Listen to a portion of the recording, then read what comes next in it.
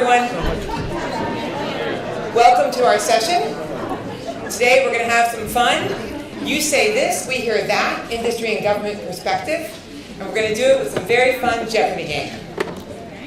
So we have a very distinguished panel of government and industry partners. Unfortunately, Alex Trebek, aka Francis Rose, could not be here today, so you get Alexa Trebek. So the other thing you might notice is that the brochure said Kevin Yule-Page, and Kevin also is not here, but we have this wonderful gentleman down there who's a much better Jeopardy player named Dean Pflotzer. So he's here. Okay, so let's meet the players. Let's start with Mr. Moore. Go ahead, Shane. I'm Shane Moore. I'm the CEO of VMSI, and I'm here, and I'm trying not to make any waves. Mary Davie, Assistant Commissioner, Integrated Technology Service in GSA, and I am the queen of IT acquisition and a Hokie. See? I knew that would bring a shout out. I'm Elliott Branch, and I'm the Deputy Assistant Secretary of the Navy for Acquisition and Procurement. And if you can find my fingerprints, I've failed. Good afternoon, I'm Lisa Akers with ASI Government. I'm the president of the Products and Solutions side, and I have a favorite part of the FAR. It's 102-4, where it talks about creative and critical thinking is absolutely essential in our acquisition workforce. So I'm sure many of you share that same favorite part of the FAR. Hi, I'm Winn. I'm a partner in Deloitte, and I just believe that we should be innovatively trying to solve clients' needs. Hi, I'm Dean Pflotzer. I'm the Director of Policy and Resources in the CIO G6 for the Army. And I spent 10 years before that doing all the programming for the Army. So my tagline would be, I've seen everything. Thank you, players. And I'm Janet Cohn with ASI Government. So we're going to have two rounds, Jeopardy round and a double Jeopardy round. We have 3 categories and 3 questions in each category. A little shorter than a normal Jeopardy game. At one point, you will be asked to answer a question, so we're going to use a polling app. If you have not downloaded the Act IAC app, I recommend you do that so that you can play along with us at some point during this game. And then at the end, we will have time for questions, so we're going to have some fun with the game, but we're talking about very serious topics, and so we want you guys to have an opportunity to delve deeper into some of those topics.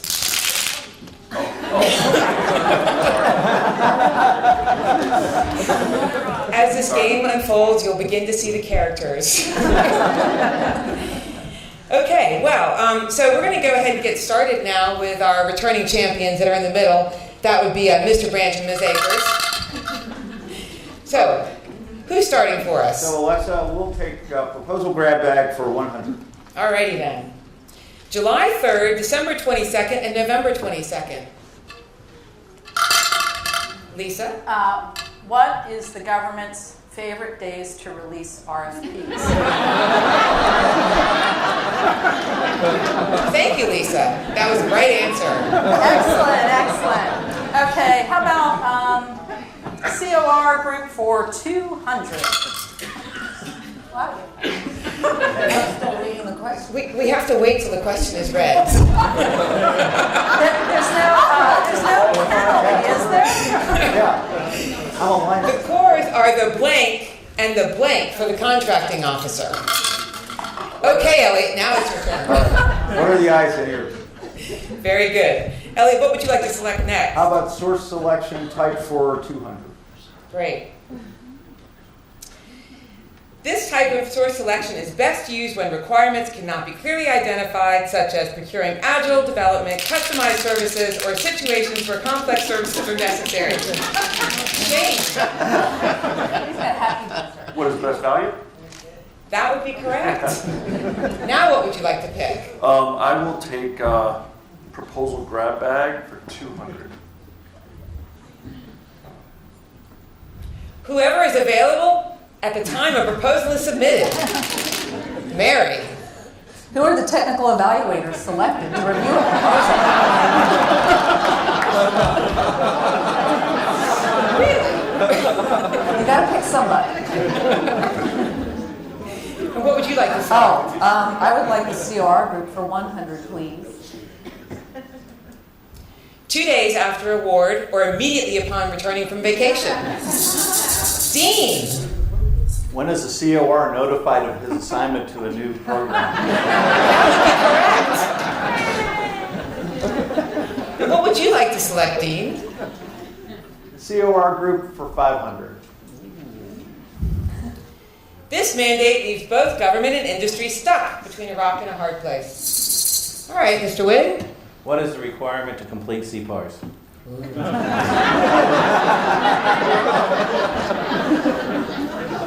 Source selection type for 500. All right.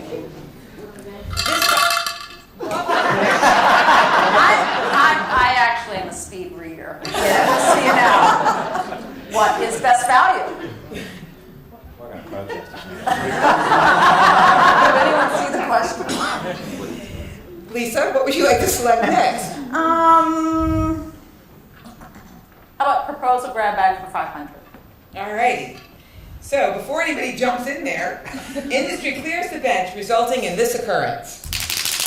Shane. What is key personnel are not available upon contract award? We're not supposed to do that, you know. All right, what would you like to select? Oh, wait, we only have one question left. I'll take source selection type for 100. Okay. To procure open heart surgeons, this type of source selection is preferred. Yes, Mr. Grant. What is LPTA? I'm going to challenge that. LPTA means that there's a quality, a technical level worth anything above that isn't worth another dollar. And I can tell you, if I was buying a heart surgeon, I'd want to make that trade-off. Look, you know, this is really simple. Somebody's got to make a price-performance trade-off, but why does it have to be me? You know, I've had socialized medicine for over the last 30 years. I'm a Kaiser Permanente subscriber and a 4-year survivor of cancer. And when I got that, they took outstanding care of me. And when I selected Kaiser at 25 years old and healthy, I picked them on price and wouldn't have made a different decision.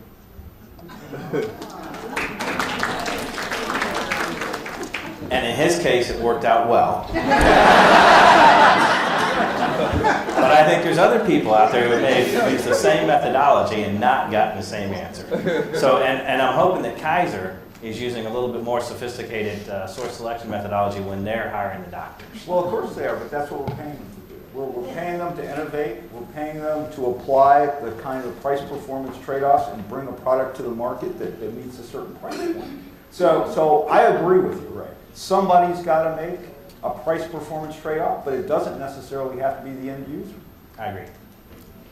So is it appropriate to use LPTA to buy one heart surgeon? 1,000 heart surgeons? Maybe we should ask the audience. So this is your opportunity to chime in with the polling. Can we get that put up here?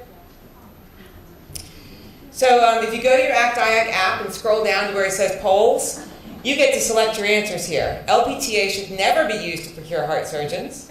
LPTA can be used to procure any number, even just one, if technically acceptable can be clearly defined. LPTA is only acceptable to procure, it's not working? Session poll. Well, we'll have to do a show of hands. Yeah, we'll have to do a show of hands. There we go, somebody got it. And the last one is LPTA should only be used to procure someone else's heart surgery.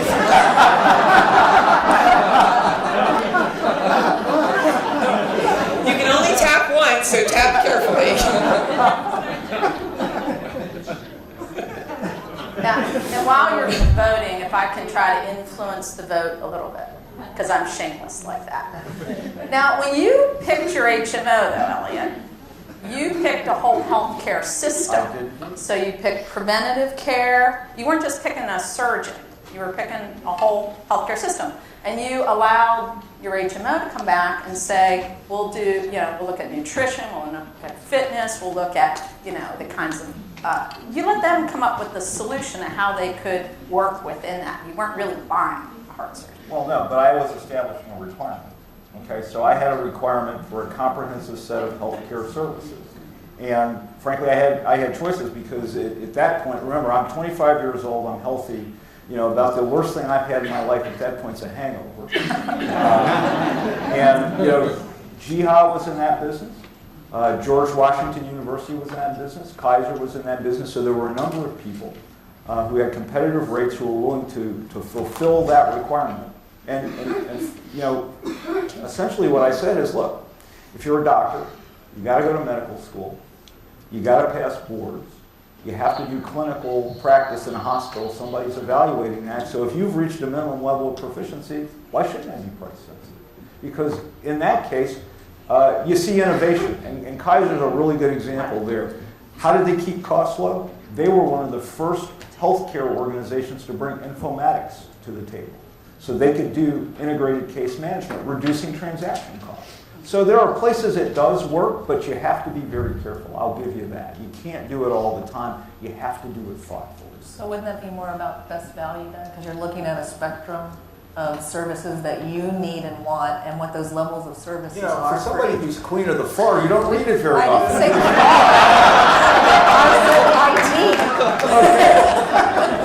So 15 says low price technically acceptable is a best value solution, right? It's the spectrum is low price, technically selectable, and price performance trade-off.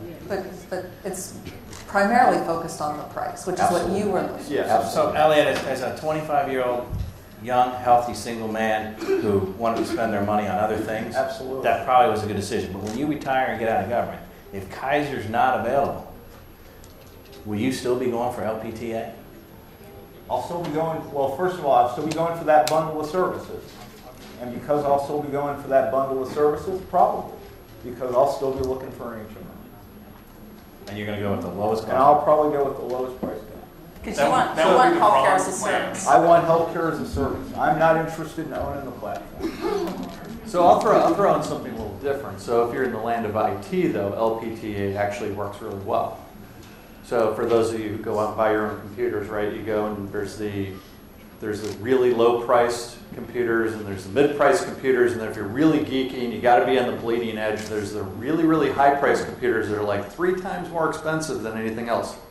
So if I'm out there and I've got a technical product and I buy for the Army network products, and we buy them in $200, $300 million blocks, sometimes LPTA is the right answer, and we'll specify a level, and we'll just say, this is what we want. I really don't care about anything more. And vendors sometimes will come in and make the mistake and say, but I have this really hot gee-whiz super router that's even better than the one you specified. And we'll be like, we don't care. This is what we need, and I want price. And for us, that has turned into 80% cost reductions in what we'd otherwise be buying. Because we set a standard. How long did it take you to set the standard? Actually, not very long. It was actually getting agreement on it. What we found as a organization, people were all over the place, and it was the guy who got to the procurement people, the people who were trying to buy something with the latest and greatest product, all of a sudden their specifications started to sound like the thing we're buying. And we went back and we took a hard look and we said, what do we really need? And so that kind of drove it for us. That seems to be what works in the IT world. But is that LPTA or is that doing the requirements definition? It's both. It's both. You can't do LPTA unless you do the requirements definition. You can't do cost technical trade-off unless you do the requirements definition. Well, that's where I disagree with you. You can be a little squishy there. Because in LPTA, I can't really do anything but pick to that price once I've deemed the guy technically acceptable. If I'm on a cost technical trade-off, I might often be pushed into discussions because I'm surprised by what the market There may be good data, but you got to have your requirements down first. Well, in a perfect world, you would, but I'm going to tell you, and I think this is part of the problem, and I think it's one of the reasons people think that we're doing LPTA under the guise of best value, because when we have that kind of flexibility, we often, as customers, get very lazy about defining the requirements and deciding what's technically adequate. And including source selection that actually distinguishes Exactly. between your offers, because I always felt like if I had all the proposals came in and they were evaluated the same, then I didn't do a very good job on the source selection because they were all grouped together, and then you had to default, to price, no matter how much innovation you were trying to encourage. I don't have a microphone, but in defense, it's not laziness, it's not enough time. There's always enough time. There's always enough time to get it right. Because when there's not enough time to get it right, there's enough time to do it over. And to Dean's point, we did the largest network in the free world, LPTA. That's the Navy's Next Generation Enterprise Network. And my boss, the acquisition executive, made the technical people spend an entire year defining technically acceptable. And they kept coming into his office and they kept going, we got to get this out, we got to go to award, we don't want to put another bridge in place. And he said, you're not going to go do it until you can define what's technically acceptable. We returned $1 billion over the future year's defense plan, and we sustained our defense of the protest. So I'll argue there's always enough time. We're addicted to speed, and our addiction is shame on us. Speed kills. Wasn't for us. All right, on that note, I think it's time that we turn to Double Jeopardy. So, if I'm correct, our ringer, Dean Pflotzer, and his partner Ray are in third place. So I believe you guys get to start. Okay, we'll go with the after party for 500. All righty. This process sustains a cottage industry of lawyers, some of which have talent.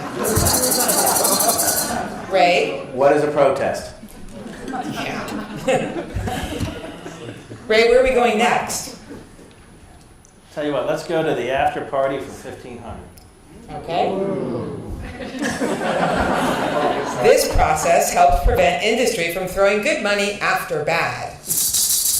Dean? What's an effective debrief? Yes. We love effective debriefs. Where are we going next, Dean? This business is for you for 500. Okay. Perceived return on investment, clarity. You cannot ring in until I'm done.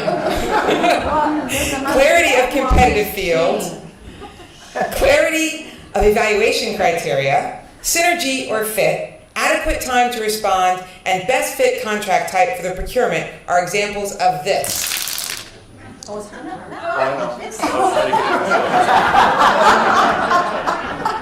Okay, go. Okay. All right, Lisa. I could tell by the very first one that this is what are the critical factors in bid no bid decisions. That would be correct. Little jumping But gun. I'm sure you're exhausted after reading that whole list. I am. Thank you. All right, where are we going next, Lisa? How about good, bad, ugly for 1,000? All right. I'm taking Ray's. This process is avoided because it creates the fear of the never-ending source selection. Elliott. What are discussions? There's a topic for conversation. Where are we going next? How about this business is for you for 1,000? Okay.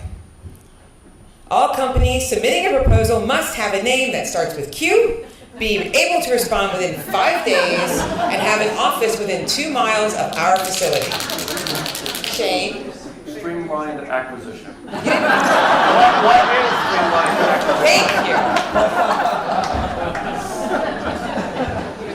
And where are we going next, Shane? I will go to this business is for you for 1,500.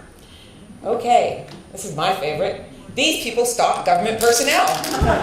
You Mary? are industry capture managers. All right, Mary, what's next? You have 2 left that you can choose. Let's do the after party for 1,000. Whoops. Failure to follow the solicitation evaluation criteria, inadequate documentation of the record, unequal treatment of offers, and unreasonable price or cost evaluation. Dean? What are the 4 reasons cited by GAO for protest, for upholding protests? Very good. And what's next? Let's see. Good, bad, and the ugly for 1,500. This 29-page document tells you how to think.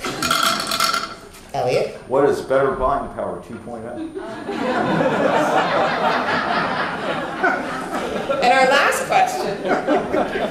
Why don't we take the good, the bad, the ugly for 500? Draft RFPs, RFIs, industry day, due diligence, market research are often accomplished for this reason. Ray? One is a convoluted process that works 50% of the time. No challengers on that one? Elliott? Well, I don't know about 50%. No, it works if people are willing to talk to each other. So what we're afraid of in government is you're going to come in and instead of giving us meaningful inputs with respect to the requirement or how we want to go about business deal, is that you're going to try to prep the battlefield for your own folks. I go to industry days. We stand up, we have programming people there, we have contracting officers there, and I rarely hear a meaningful question from industry. So we go, yeah, sure, we're going to do this because the book says we're supposed to do this. And kind of like Charlie Brown in the football, we hope we might actually make contact someday, but we're really Washington cynics, which is an optimist with experience. Well, I look at industries days are good because you're like doing broadcasts, one to many. You don't really expect that you're going to get a whole lot of questions. It allows teaming partners to find each other in the crowd kind of thing. But I'm a much bigger advocate of due diligence. I think in some ways where you're sitting across from government kind of defines the scope of what you can talk about. You have the chance to ask them questions. That's much more meaningful. It helps industry come in with a better proposal, where it's not, there's nothing worse than reading a bad proposal. Oh my gosh, So I think I put my money and my time into due diligence over any other means that we even have on that question. Don't you think, you've got to use all of the tools, right? So when you're doing your RFI, that's the initial, right? It's some market research, you're getting some input there. Yeah. That helps you define your requirements a little bit better, you can get a draft RFP going. You've got to have the industry day, as you all just said, to sort of broadcast, here's what we're thinking, just to give the industry, the heads up on what the requirement might look like, what we're thinking, what we're going to need. And we all know that we're not going to get really meaningful questions or discussion in that kind of forum. You just can't for many reasons. But then the due diligence is great, right? Even smaller group sessions maybe. And then, at GSA we've used Interact, which is a site that allows us to post anything, information, draft solicitation, ask questions, and gives the industry the ability to anonymously, in some cases, either share information, ask questions, help shape the requirements. So I think that there's got to be lots of ways to communicate, and it's got to continue throughout the process. I'm the biggest believer in communication early, often, and throughout, because if you don't, we're not going to get what we need, and you're certainly going to either have wasted your money or maybe not bid on something that you had, a fantastic solution for, and so lose out there. I'm going to push back on that a little bit. Again, Yeah, I am, because I'm going to use an IT analogy. So if you look across the internet globally, it runs on what's called the LAMP stack: Linux, Apache, MySQL, and Python. They're all open systems. They're all shared software. Most of the largest corporations in the world use this stuff to process. And there are several providers of those sorts of products, and every one of them has figured out a business model that returns money. But the openness doesn't seem to bother that. So why can't we get a meaningful discussion going on that adds value to the requirement in things like industry days and open forums? I'll argue you got to change the business model. But in this situation, they're all in it for profit, right? And so if they start asking questions, either they're thinking, I'm going to show my cards about what I don't know, or I may be asking a question that maybe signals to the rest of them, this is where they may go with this. And so I think it's, since it's so profit-driven in that open environment. And I'll argue that the IT market is equally profit-driven and much more dynamic than this closed ecosystem we tend to work in called government contracts. And the only way, I think we're headed toward a different value creation model. There's a fixed pie, and that fixed pie is decreasing across government. So we can either, in industry and government, continue to argue over who gets the allocation of that fixed pie, or we can learn to collaborate openly and publicly with the idea that we are going to increase the amount of value, and then we're going to argue over the excess value. So we can go down the road of the old model, but if we do, we're going to be disintermediated by the American people. So I would like to hear from the industry capture managers who are all here to stalk us and find out what you think about this conversation. I mean, I think you make a great point, and I think you're right. We've got to start going down that path. Well, if I could, Oh, he's one. if you got the owners of those companies together in a room and tried to have a conversation on how each one was going to beat out the other competitively, I don't think you'd get the open conversation in that form either. You probably would. But what I'm suggesting to you is that if we don't start getting beyond that model, we'll destroy this economy. And I agree with you that the model needs to change. One thing open communication with industry does promote is the fact that we're not pre-selecting other companies in general.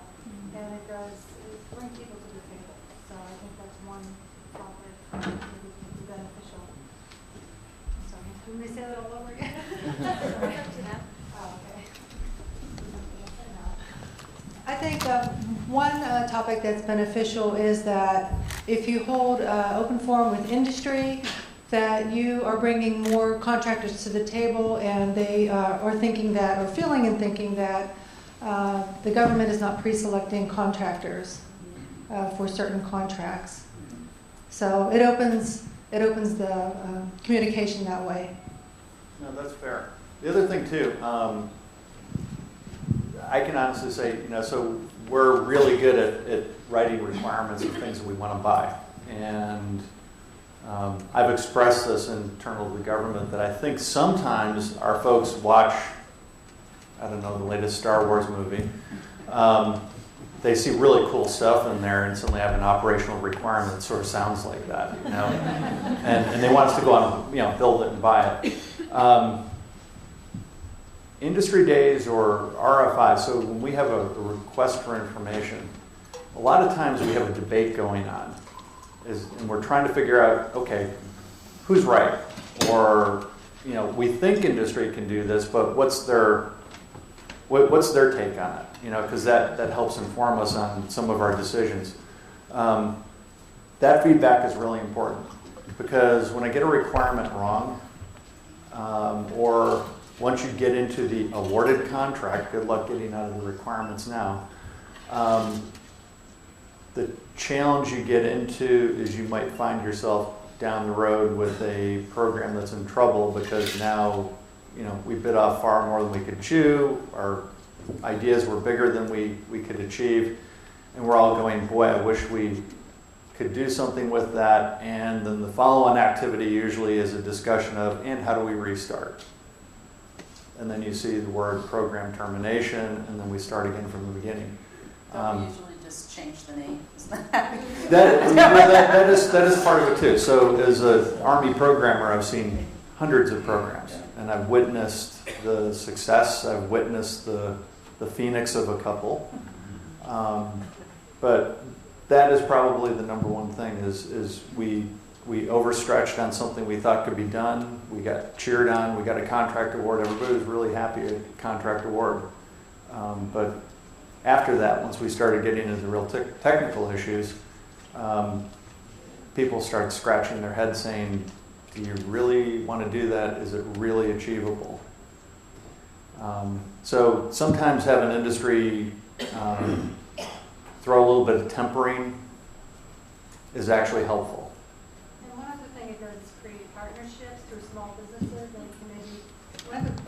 One other thing it does is create partnerships with small businesses or small and large businesses, so that you not only are you fulfilling the small business requirement, but you're creating partnerships to come to an innovative solution.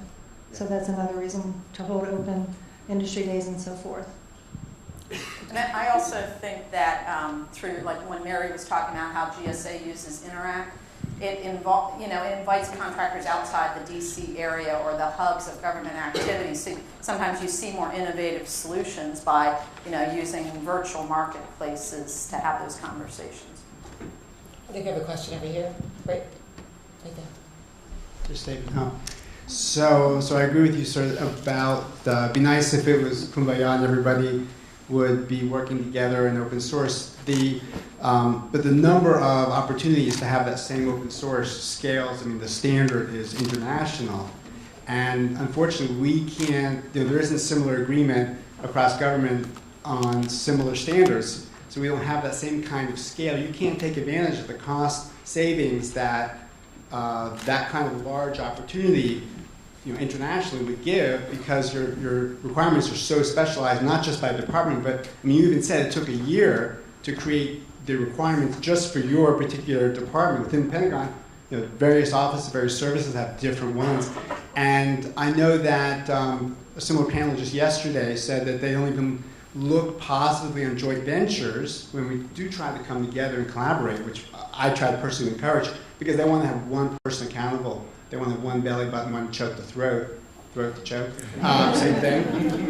So, there should be more collaboration, but there needs to be a certain amount of collaboration on your side as well, to encourage a collaboration on our side across departments, so we can get that economies of scale. So I'm not talking about economies of scale. I'm talking about quality of solutions.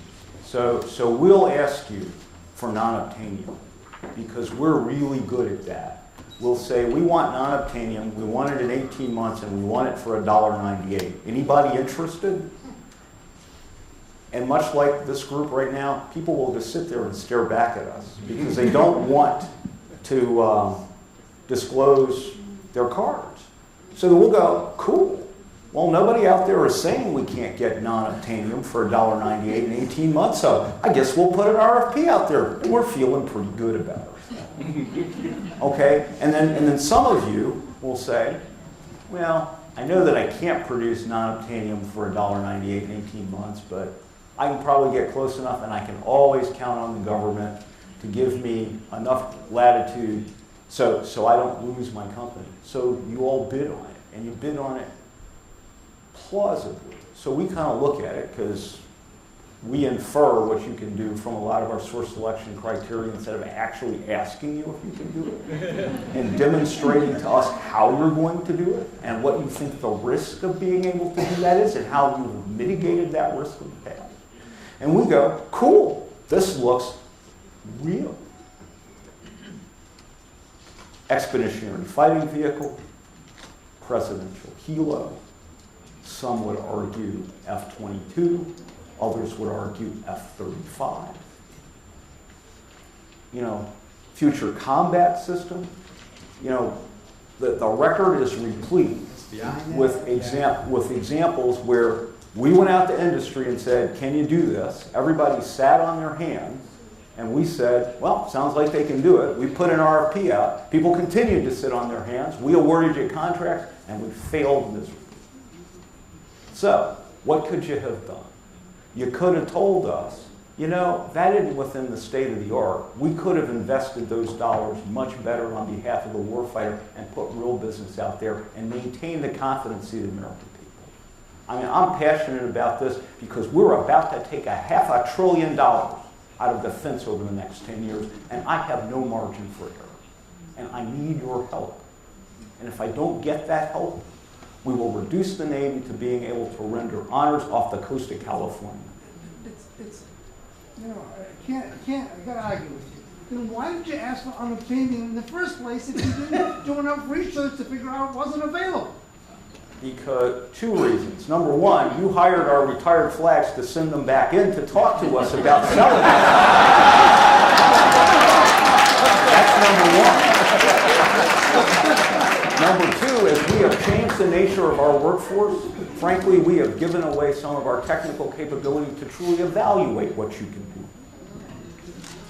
Okay?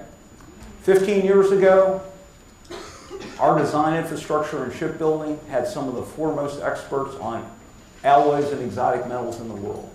We're good, but we aren't as good as we were 15 or 20 years ago. So, those two reasons. We have a question over here. Well, I think I have a comment. I think that having been on the government side for 37 years and now on the industry side, I think that there is value to both. I think that if you have good contracting officers and COs, then the value for an industry day, particularly if you are going to be doing a procurement that is new to the agency, something that you've never done before, then you want to bring the best and brightest in industry in to talk about how you do that procurement, what's the good, the bad, and the ugly, so that you can then go back and analyze that information and decide, you know, what type of procurement you're going to do, what the requirements should be, and you get a lot of valuable information, and you hope that you get the type of information that's going to allow you to put out a good procurement and not just a mediocre procurement. From the industry side, I think, I've only been in industry now for about 3-4 years, but I think that from an industry standpoint, industry is not necessarily there to tell you how you should do your procurement, but to give you information based on their past history and having done it before, having worked with agencies before, what worked and what didn't work. I had the opportunity to work on GSA's OASIS, and the industry council was absolutely amazing because GSA had never done that before, and so we brought people in who had knowledge and information on doing that type of procurement, which gave us a lot of information then to go back and to create our procurement. So I think it's really of value for both sides. Yeah, I want to throw something out there for everybody. So something to think about. So I've had the pleasure, I don't know about the pleasure actually, sat in a position where I watched the Army go to war and change and respond to a warfighting environment. We went from just under $100 billion a year to $250 billion a year of expenditures in the span of about 5 years. And we had to respond to an environment which wasn't what we thought it was. It was constantly changing and constantly moving. And if you took a look at our programs, it was really interesting. I think we're starting to move to that paradigm of, we started to craft these visions of the be-all, end-all item that's going to show up in 10 years from now or whatever. And there is a need for some of that. The Department of Defense does have to keep at the very cutting edge. But what we also discovered was something sooner may be much more important than something I might get 5 years from now. We saw it in radio systems. We started to develop radio systems, joint tactical radio system, went on and on and on and on, and there's a lot of reasons why it dragged on. Meanwhile, vendors were walking into the theater and saying, I have a radio, it's not a jitters, it's sort of like a jitters, but it's a heck of a lot better than what you got. People loved it. We had a lot of problems with armor, and armor solutions were coming in every 6 months, and we were buying them. And so I think the thing that we're starting to realize is that actually faster innovation is a incremental thought. And sometimes having industry advise you, I can do that. I can do that thing you want. It's going to take 5 years, but I'll do it. If that's what you want, I'll do it. But if you want something sooner, here's something I can do right now. And then I can do another step. And then maybe we can get to this other step. And that changes people's thought process. And I see it time and time again. We have, and I think that this is where the acquisition community and the industry has a chance to influence, because when we start with requirements, none of you guys are in the room, right? And we have really heated debates over what's needed. But then it moves into the hands of the guy who's got to buy it. And I think there's an opportunity here to go back and say, I can get that for you, but industry is telling us this. I can take a Stryker and I can do some upgrades to a Stryker just by changing the shape of the hull, and make a big difference. We proved that in about 9 months. And we were buying them. And so it changes the thought process of the warfighter. And we show him just kind of a different path to get to the place that he wants to go. And it allows us to have a different discussion, a value-added discussion. So to me, that's why RFIs are really important, industry days are important, because we are not the font of all knowledge. And it's really important to get somebody else's idea or somebody to say, you know, that's sort of crazy, you can go down that path, but that's old. Right? If you go 4 years down the road, that path, you're going to hate it. You know, this might be a better way. And you know, sometimes you're going to get an outcome as a result of it. Not every time, but I mean, it's good feedback to have. I would say, Dean, in a way, you took an agile approach. You kind of, you know, you're talking about time boxing it. I don't know if you gave cost parameters. And then you said, tell me what functionality you can give me. I mean, there was a great panel earlier today talking about agile, you know, in terms of how you acquire it for IT, but it's those same kind of principles. You know, there's a great analogy in Agile that says, you know, if you want to hit a target that's 100 foot away, you know, you may need a sniper, you know, that's very skilled, and you may need a piece of, you know, weapon that's very specialized. But if you bring that target in and it's 5 foot away, now more people can hit it, kind of thing, and you can be clearer about it. So, sounds to me like you took an Agile approach. Might have been a little, well, sort of Agile. Yeah. Not weeks. Yeah.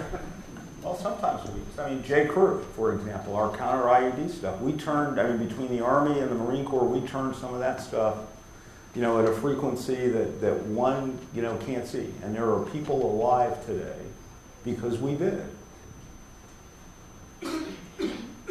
Yeah, the only other thing I would add to that, so why feedback's important.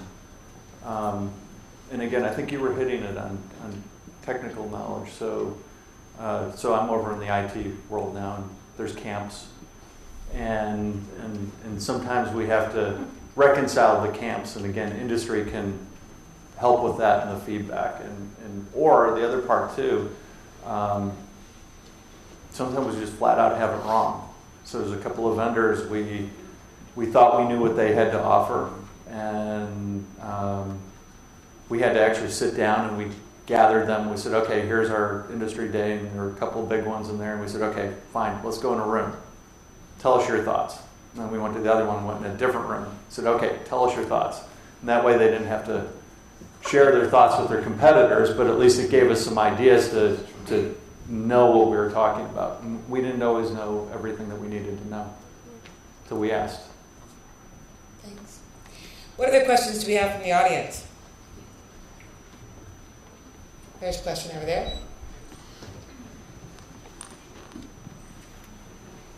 All the way to the side. Keep walking, keep going. Thank you. So this is a healthy discussion. It's very open, candid, and I thank you for your frankness.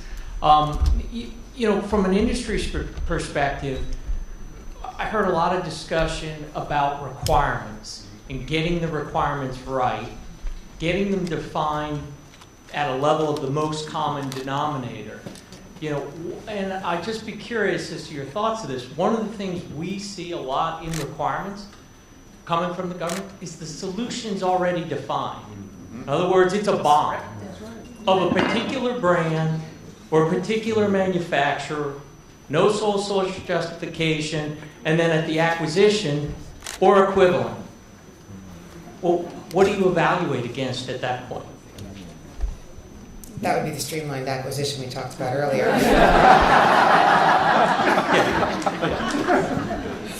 Who'd like to answer that? Talk to that. I'll step into it first. We have seen that where we specify brand, you know, this brand or equivalent. And you're right, it does send a message where people are saying, well, that must be the preferred product.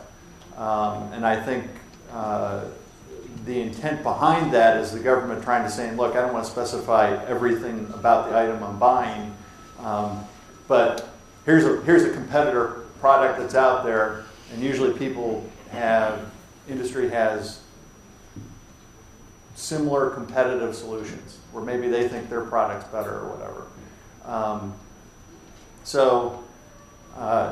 That is the way it's intended. I think we're trying to get away from the brand name specification. I know what you're saying, though. Let me challenge. Yeah. If I put out a procurement and I said I want a black BMW X5, certain bells and whistles on it, or equivalent, what are you going to get? I want one of those. So would I, right? You're going to get a BMW X5. You may get 3 bids for it, but you're going to get a BMW X5. You're going to get it black. You're going to get it the way you asked for it because that's what you asked for. So the same thing would be true if you took consumerized products that are volume, commonly used. Take a phone, smartphone, and you put out a spec for an iPhone 5. You're going to get an iPhone 5. Yeah. You're not going to get an Android. So there's an obligation on the part of the government when defining requirements to define the maps in a brand, find those common denominators, and then let industry innovate. Then you're really going to get the best value, even if it's lowest price technically acceptable. And that's what we got to get challenged. We got to challenge ourselves to do that, and industry has to stand up and compete that way as well. So sorry for the That's fair. posture, but That is fair, but I'll go back to, so we need your help. And I'll go back to an IT example. I work for a man who is quoted as saying, "The hardest substance known to man is the air gap between the tip of my pen and the signature line on a JFOC." And he means it. So when I see IT J&As, JFOCs come in, I always ask the question, so why is this the only solution? Tell me why I have to buy an enterprise-wide license for Adobe Acrobat when there are other PDF solutions out there, or help me understand why I have to buy Microsoft Office when Star Office is out there, was engineered by Sun Microsystems, is a reputable product, and so forth. And they generally look at me, go away, come back a couple of weeks later, and the answer is often because of IS and IA. So, we make investments, and we have a course at Navy down at UNC talking about understanding industry. And when I go down and I talk to that course, I said, if you're a program manager, the best thing you can do is minimize your switching costs. You in industry have got to help us understand how we do that. So I'm putting out a brand name or equal, and if I'm doing it right, I'm naming some salient characteristics, and that's often really a plea that, I don't have sufficient insight into this, so help me understand if there's a suitable substitute out there. So again, that communication would really, really help us understand the state of play. Well, certainly. But shouldn't that happen before the RFP? Well, sometimes it should happen. It depends. So the smartphone probably isn't a good example because I'd argue, if I ask for brand name or equal there, I'm not going to get a whole lot of people who are going to spend a whole lot of time going into the technical details of that. But before I go out, but certainly, for example, and I'll give you a really good example: integrated electronic health records. Where we have stolen one of my guys to go be the program manager on the DoD-wide program.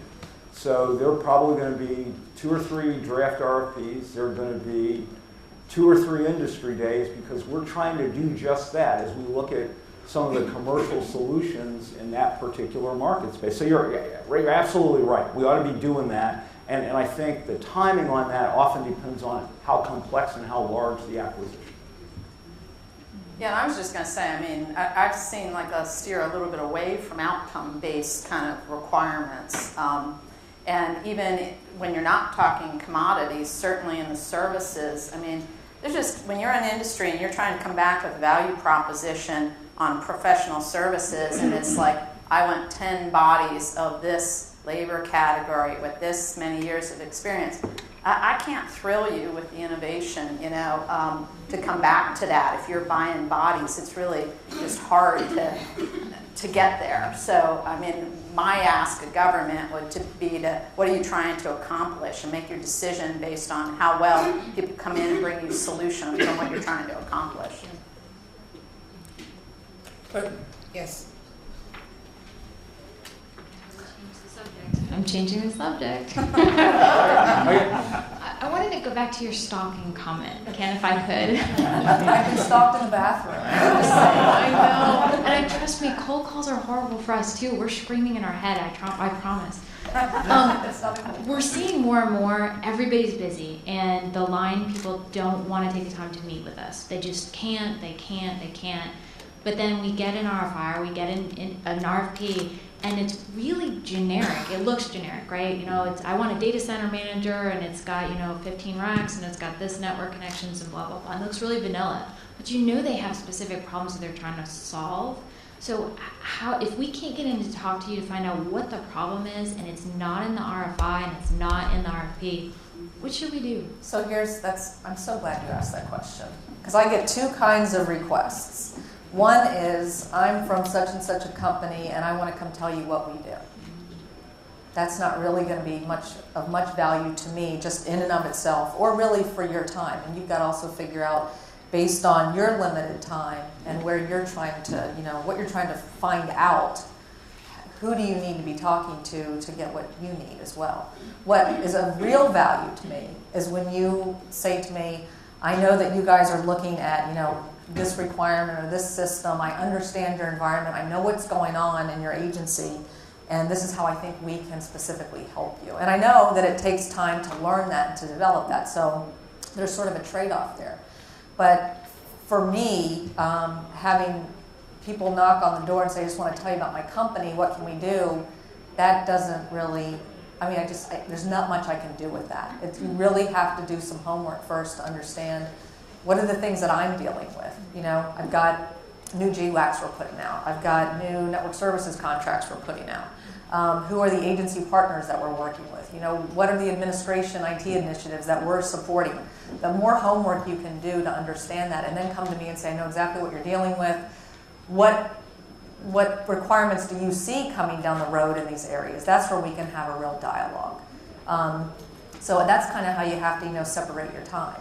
I think for both of us to make it a value. And when the folks on the ground are then starting to really do the requirements work, they need to be using the tools that we just talked about. They need to be sharing information, post it on the web, have an industry day, put out an RFI, and that's where you really start to see, is this something that my company has the capabilities and wants to spend our money on, to bid on? And if so, you need to start making the contacts in the agencies to do the homework to find out, so again, you guys can make a good decision, because your money's tight too. Other thoughts on that? Okay.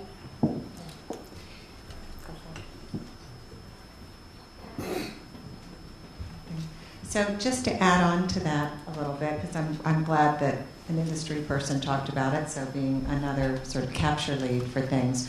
What you say is absolutely accurate, and most of us do try to do that. We understand that we don't just sit down and go, what keeps you awake at night, that there have been, we've heard that some CIOs are throwing industry out of his office when he does that. I won't say who it is that does that. But it wasn't me that did that. So what you say is true, that most of us do go in and we do understand. We try to understand about the agency and the agency needs. So this is what happens, though. We often come in with generic capabilities because the agency has been told by contracts, and this is sometimes 2 years before something is being let, that they are not allowed to talk to industry about any specific effort or opportunity.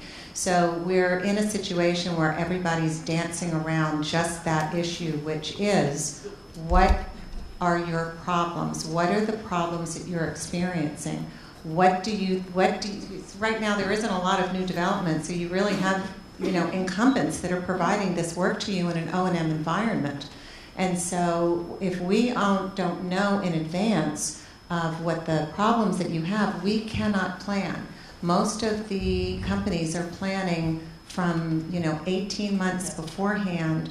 They have to go before their committees of their murder boards to say this is why we need to spend money in order to go and pursue an opportunity. And even though we may have wonderful solutions to offer, if we can't get in to at least hear what the problems are and have an opportunity to at least have that dialogue through due diligence sessions way in advance of an industry day, it really makes it very, very difficult for us. And I think that's why we're seeing so much LPTA, because the government is just, they're just putting that out because they're not getting any dialogue from industry, so they're just driving to that, to the bottom.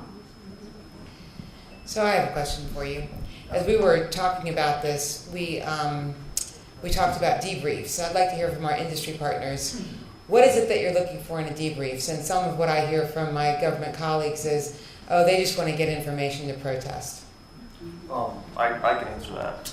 Many times, one of the most important things is because we don't truly understand why a decision has been made, and we'll get a very short letter with just one statement, or we'll have the source or the selection criteria regurgitated to us from the solicitation. So we're really trying to learn, what did we do wrong, what did we do right, so that way the next time that we are bidding, we can bid better, smarter. It's not always to protest. I would actually say that the majority of the protests, in my own opinion, are for that reason, to find out more information. Or because you're not getting it. I mean, what I've heard from the industry, the folks, is that the company spent a lot of money and time to bid on something. And if you can't give me the feedback about why we lost, I'm going to look really bad going back to corporate when they say, why did you lose? We spent this much, and we say, we don't know, they won't tell us anything. That's when the protest happens. At least what I've heard is the communication, give me information, give me something I can take away and say, here's where you didn't meet the requirements in the proposal or your response. And sort of that hard information then allows you to go back and say, here's where we could do better. Yeah, I'm going to make an observation here, though, because I think, from the perspective of contract analysis, and this isn't always true, but it's true a fair amount of times. Sometimes you all didn't lose. You just got beat.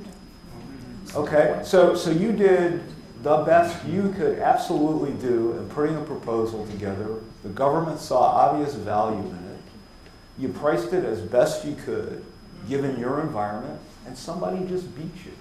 They did better than you did, and I, in the way, unless I start leveling, I can't tell you that. So it's not always that I'm trying to withhold information from you. Sometimes you lose, but sometimes you just get beat. But I think then, recognize the amount of time that goes into the capture and the proposal. Give me a half an hour, give me an hour, and tell me, where I could have done better so I can apply it the next time. Not really protesting this time, but I guess for the my next point time. is, sometimes you couldn't have done better. You just got beat. Yeah, but we're sitting there, we're chasing squirrels in our head, thinking why we lost, kind of thing. So if you can tell us kind of what was good and what wasn't, that's really helpful. I have been a capture manager. I know where you're coming from. Did you stop, Mary? But I did not. But I'm going to tell you, sometimes you lose, and I can give you constructive feedback where you weaken your proposal. Sometimes the other guy was just better than you were. So you gotta you just gotta understand that there are some, if you will, degrees of loss there, and I know it's an emotional decision because having worked for a small business, I can remember my CEO going to the bank, and the question they were asking her was, not how good is your team, but how much equity do you have in your house if you want to meet payroll. I mean, it comes down to that, and that's very visceral. So when you don't win a proposal, it's very tough. I get that. But sometimes you just lose. I would also just add on, if you're going to cancel a major procurement after my proposals went in, would you give me a debrief? We spend a lot of money on that. Just talk to me a little bit,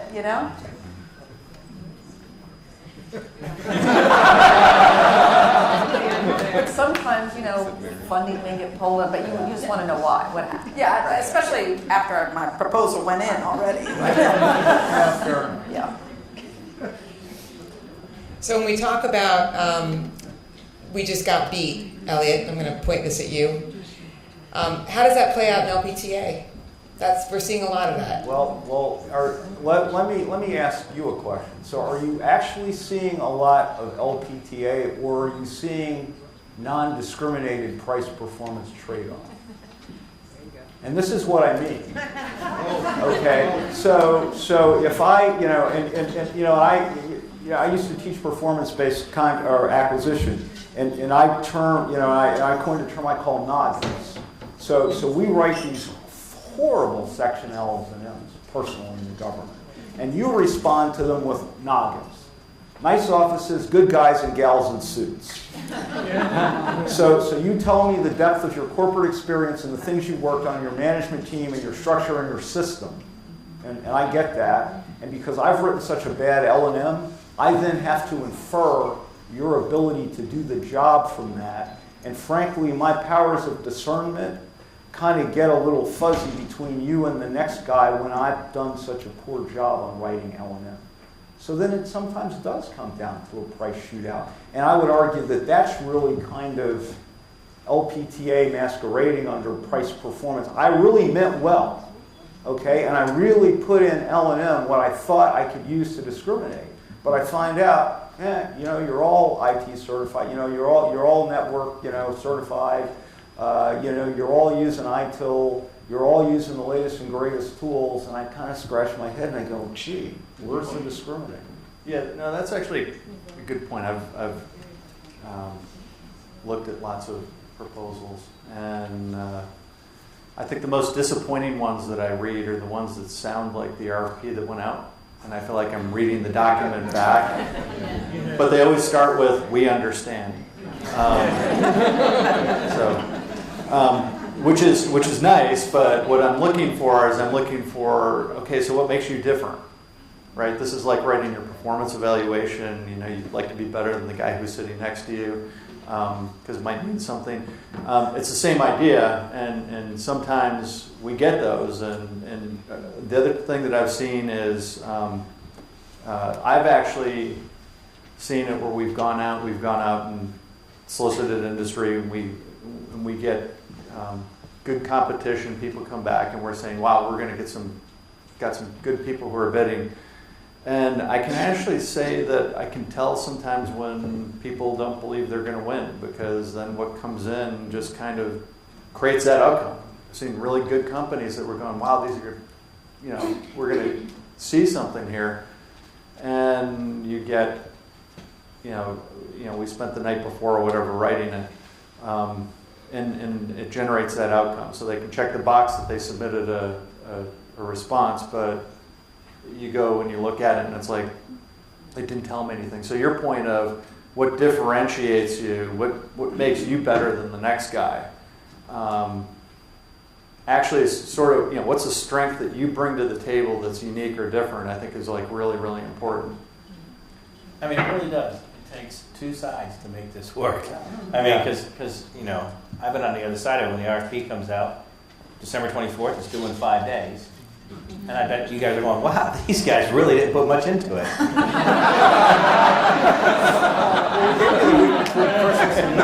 Yeah, I was on leave. I was ready to work when I came back. So I mean, it really is two sides to make this work.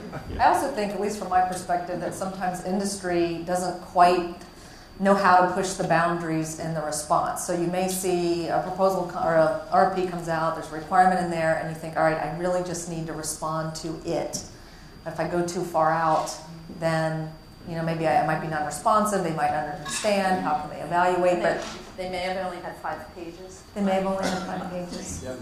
But years ago, I was on a really interesting, large, actually, Navy project, and there had been a company that was the incumbent supporting this group for years. And when I went in to support them from the program side to kind of, recompete, do the requirement, the customer went into it with, we've got to have this same company. These people are great. They know us.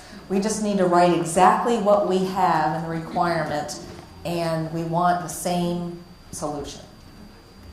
So we went through and we wrote, sort of, here's the environment that we're in. Here's what they're looking to achieve. I got them to deviate just a little bit, but what really surprised them on the proposal side was the incumbent had written exactly what the RFP said. Because they were in there, they knew the customer, they knew the requirement, they knew this is what they wanted. Another company comes in with something just a little different. Understood the environment, knew the requirement, but was able to add some innovation. And I'll tell you, it blew the customer out of the water. And they said, wow, maybe we should step out, try something different. Of course, they're able to get, several of the same people. That normally happens. But just by thinking a little bit outside that box and bringing some innovation, that really gave the government a different way to think about the same problem that they thought that they were trying to solve over and over again. So that was really kind of neat. We have a question over here first. It's just a comment. I used to be in private industry before coming to the government. They would say, it's a numbers game. If you submit 10 proposals, you're probably going to win 1 or 2.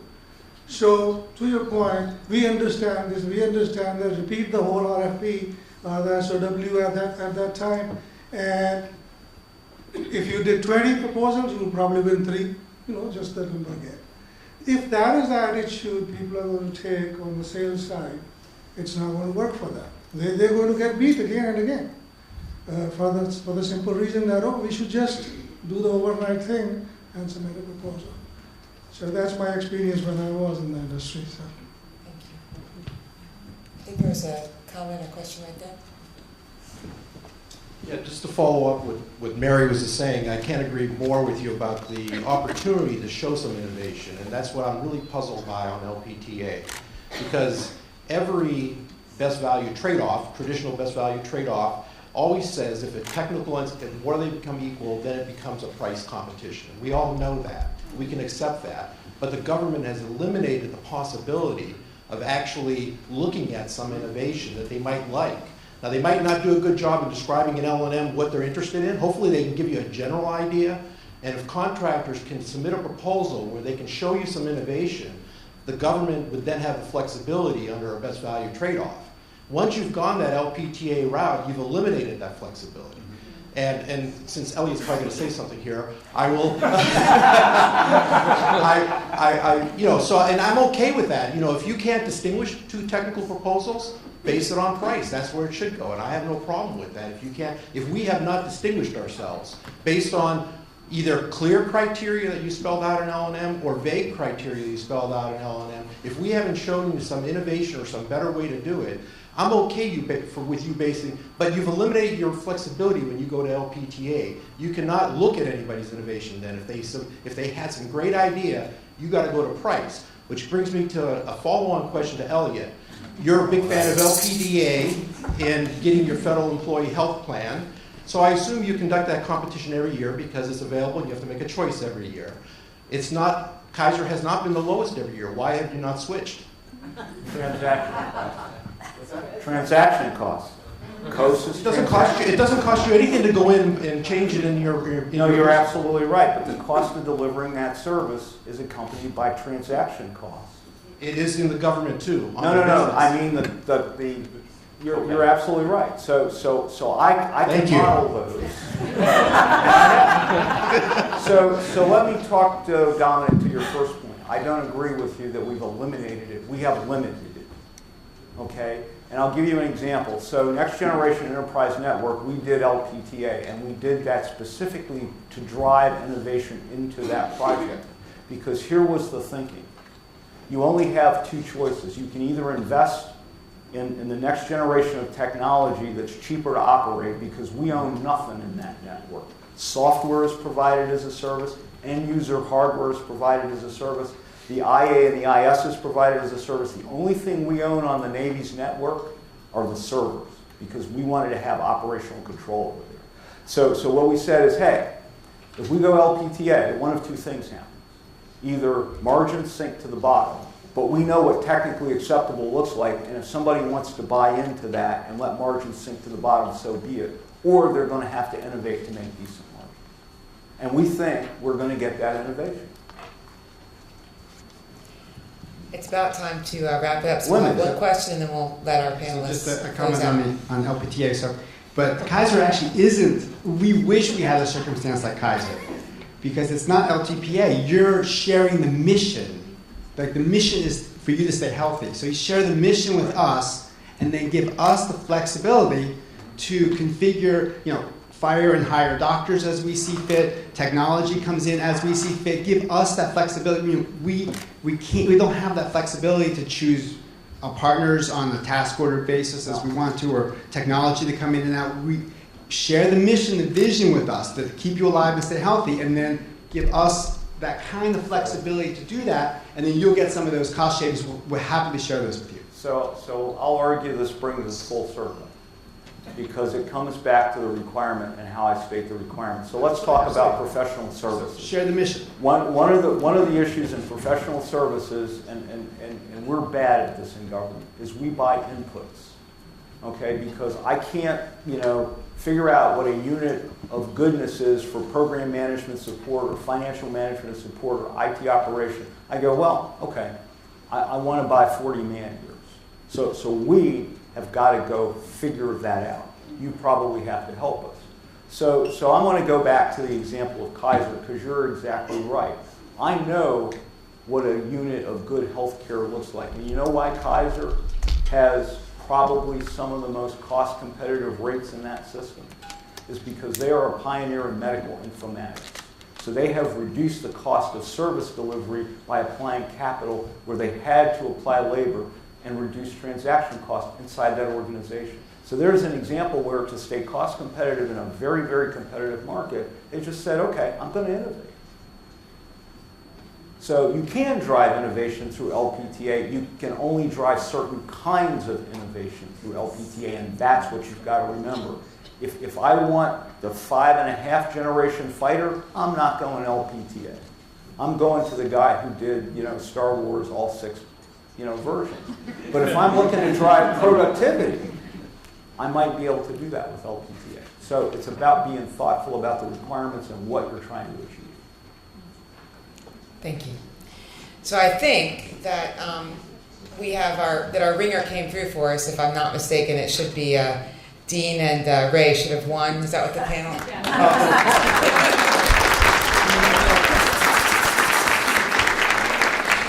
I'd like to thank our panelists. Great job, you guys. Great game. And thank you guys for participating in this. I want to put a plug in for the next 2 sessions. It's going to be a hard choice. They are very good. Highly recommend that you stay around and either in this room, come in for some great table discussions, or go talk about protests and have some fun. Thank you very much.